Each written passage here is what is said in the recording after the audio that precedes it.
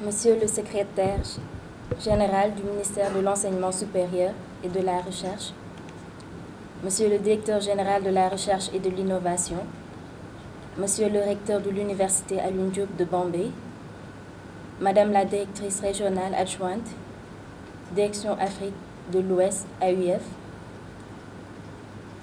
Monsieur le coordonnateur des écoles doctorales, Mesdames et Messieurs les invités, permettez-moi ce soir de me présenter encore.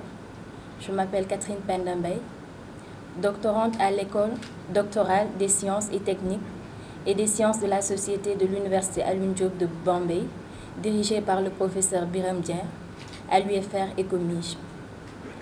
Je suis encadrée par le professeur Mohamed Bachir Wade, le docteur Souleymane Bousso et les enseignants-chercheurs du département management de l'UFR Ecomige en tant que membre de l'équipe de recherche ERIM, équipe de recherche innovation managériale, coordonnée par le docteur Angélique Ngayaba. Je veux ce soir remercier d'une manière exceptionnelle l'équipe de recherche ERIM, innovation managériale, qui m'ont soutenue et qui ont permis que j'arrive à ce stade et qui n'ont de cesse de me soutenir encore. Un grand merci à l'équipe ERIM. Mon sujet de thèse porte sur l'analyse des processus de pilotage dans les organisations culturelles sous le prisme de l'approche qualité, modélisation d'un schéma organisationnel soutenable. Mon expérience dans les organisations culturelles m'a permis d'être confrontée à leur réalité. Elles passent par des crises cycliques qui fragilisent leur fonctionnement. Des investissements qui sont faits en leur faveur parviennent difficilement à les épargner de ces crises récurrentes.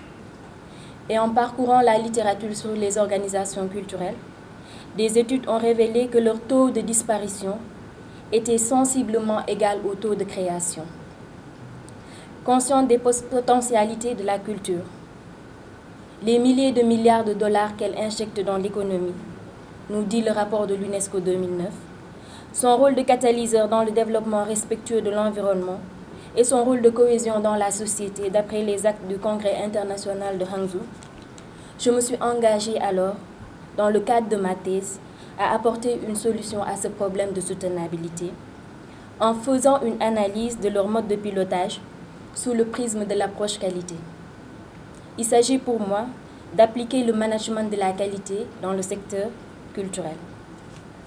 Mes premières investigations dans les dites organisations ont révélé des dysfonctionnements au niveau des processus de pilotage.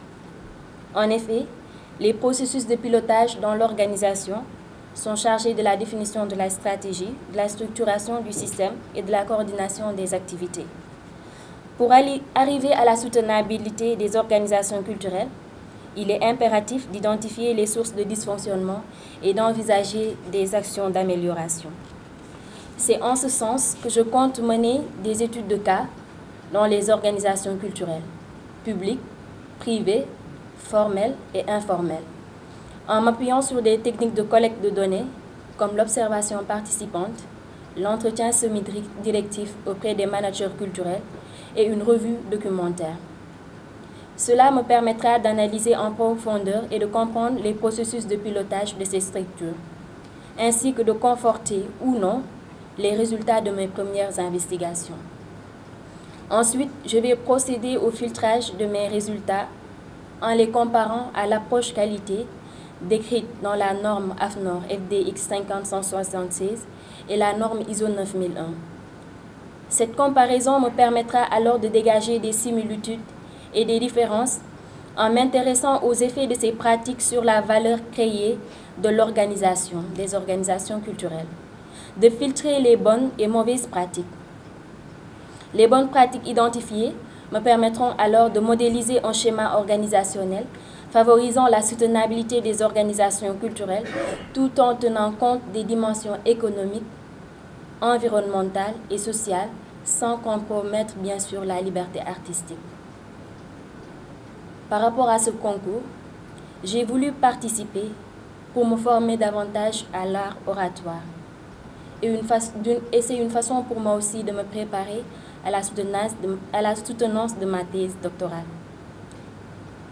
Et, comme je l'ai dit tantôt, j'ai mobilisé mon équipe de recherche qui m'a soutenue pour peaufiner un design de recherche, pour dire que ce concours m'a aidé à définir un design de recherche. Résumer sa thèse avant de l'écrire, c'est comme agrandir, en tout cas un dessin, un petit dessin, l'agrandir. On sait déjà là où on veut aller, ce que l'on va faire, parce qu'on a déjà résumé. Cette année, le Sénégal est le pays organisateur du concours international, ma thèse en 180 secondes. Il faut que le trophée reste au Sénégal. Je ne ménagerai aucun effort de la dimension humaine pour y arriver. Et je demande à toute la population sénégalaise de venir me soutenir massivement. Je vous remercie.